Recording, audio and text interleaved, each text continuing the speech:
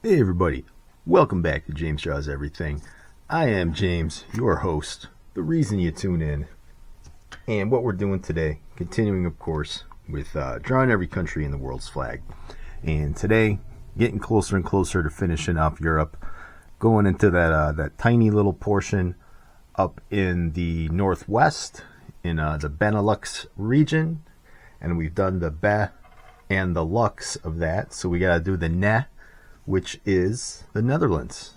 All right, so that's the place where Peter Pan lives, right? No, that's Neverland. Oh, then you mean that exit light, enter night. We're off to Never. No, that's Neverland too.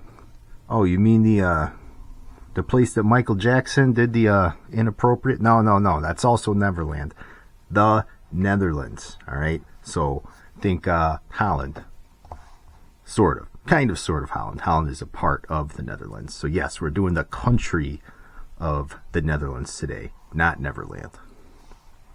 So it does have one of those tricolored flags, and this one actually predates the French tricolored flag and greatly influenced it.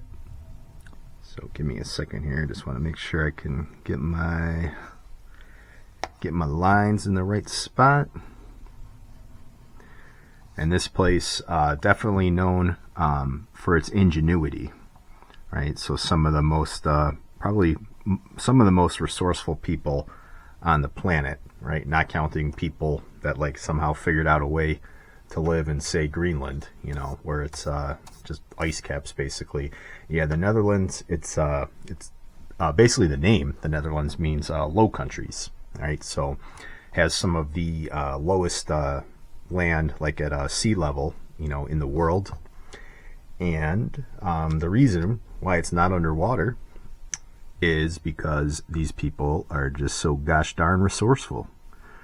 Right, so the people of the Netherlands have been figuring out ways to, redirect water and do land reclamation projects and things like that since the 14th century, right? So, I've mentioned in some of my Middle Eastern episodes, like in, say, the UAE, how impressive it is that they have these massive infrastructure projects where they're basically just building islands from scratch, right, out in the sea there. And the people of the Netherlands, they were doing that. They've been doing that since the 1500s. Or excuse me, the 1300s. That's pretty impressive. So yeah, all you ocean countries out there that are always talking about how in 50 years you're not going to exist anymore due to the rising sea levels. I don't want to say the CC word because I know YouTube doesn't like when I use that. So, maybe you guys could get together with the Netherlands and discuss some options. Maybe they can give you some pointers. I'm looking at you, Kiribati, because I know that you're going to be sinking in 50 years, allegedly. One of my favorite countries, by the way. One of my favorite flags. It's been a while since I've given a shout out to Kiribati. So, Kiribati, Netherlands. Maybe we can arrange a meetup between you guys, and you can work on those land reclamation projects. Anyways, enough about Kiribati.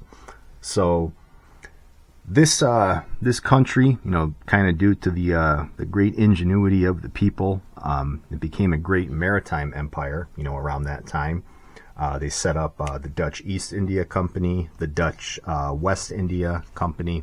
And basically became like a giant maritime empire. So kind of spreading into like the Caribbean islands, also into India, Indonesia, places in the Indian Ocean. The Dutch, kind of another one of those European powers that maybe they don't get talked about in the same breath as like maybe Britain or France, but they were up there for a very long period of time. Definitely one of the major world powers. And they have a pretty interesting kind of cultural and political history. They do this thing now called pillarization. So basically the entire country is kind of separated by religious and political beliefs. So that could be an interesting model to study, right? Instead of just making everybody like this homogenous gray blob when you have very distinct regional cultures, right? So they do that there. They're extremely laissez-faire. Definitely one of kind of the original capitalist empire, right? With that maritime, kind of breed of capitalism. And in some ways, that also kind of leads to them being a bit of a haven for vices, right? So prostitution, drugs, voluntary euthanasia, the first country to legalize same-sex marriage in 2001. Basically anything goes in the Netherlands, and it's kind of been that way for a while. And I think a lot of that, right, those kind of laissez-faire attitudes don't just spring up overnight. This developed over a long period of time. So, take note, libertarians, or, New Hampshire free staters, if that's your thing.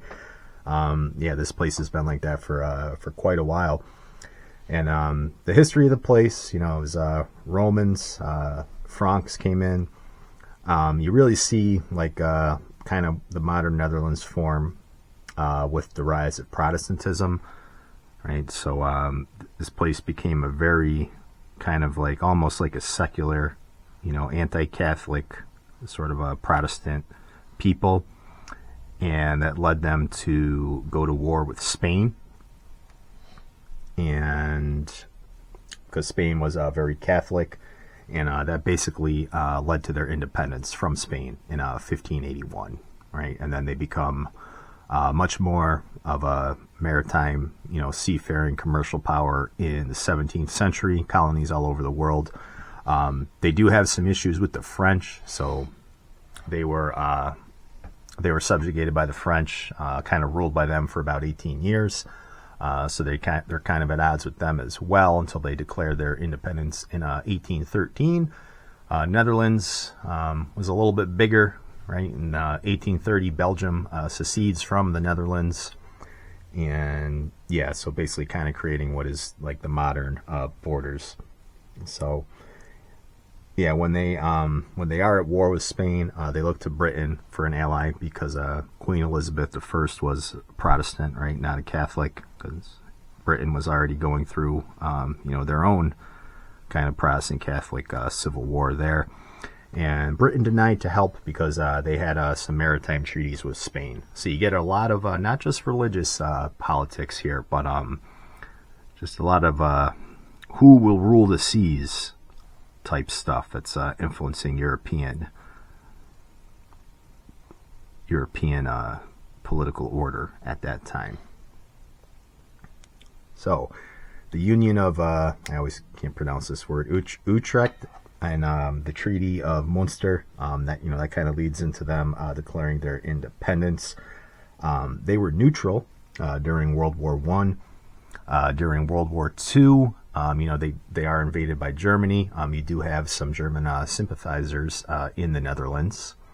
And then, the post-World War II order, they start giving up a lot of their overseas possessions.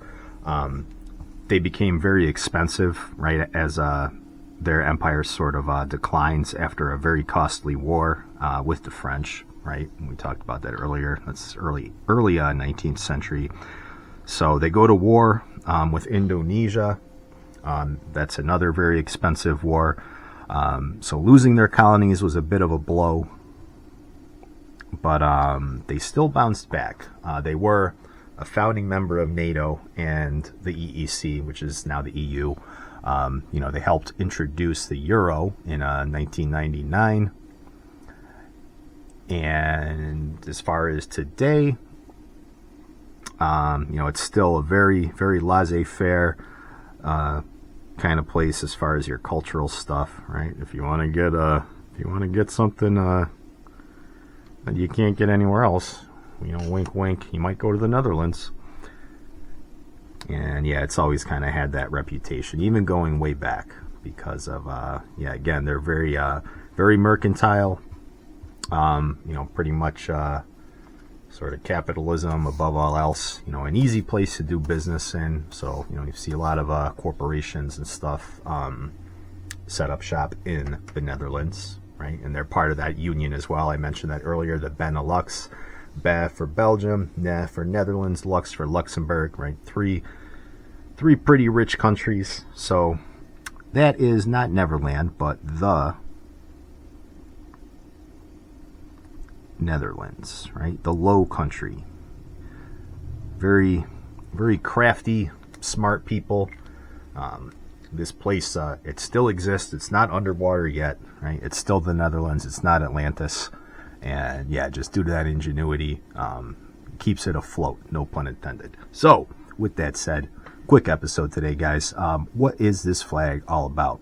Well, again, it's the oldest tricolor flag in existence. They started using this during the Dutch revolt against Spain in the latter half of the 16th century. So, the colors here, let me see. So it's actually based on the flag of William I, the Prince of Orange.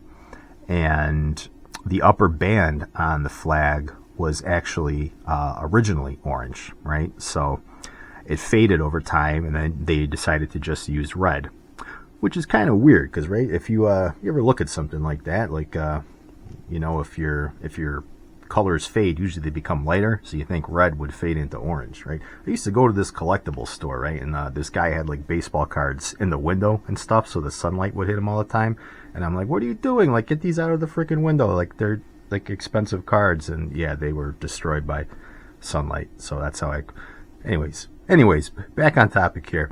But yeah, this flag was left in the sun for a long time, so it turned the orange into red. But the other colors, they don't really have like an official meaning. But again, it is one of the oldest tricolor flags in the book from the Dutch Revolt, William I, Prince of Orange. And it also influenced the French flag, right? France also has a tricolor one. Luxembourg's flag is also very similar to this, although it's longer and it uses a lighter blue. So, with that said, that is the flag of the Netherlands, and I hope you enjoyed the brief little history lesson there. So let me know what you think. Like, comment, and subscribe, and I will catch you on the next video.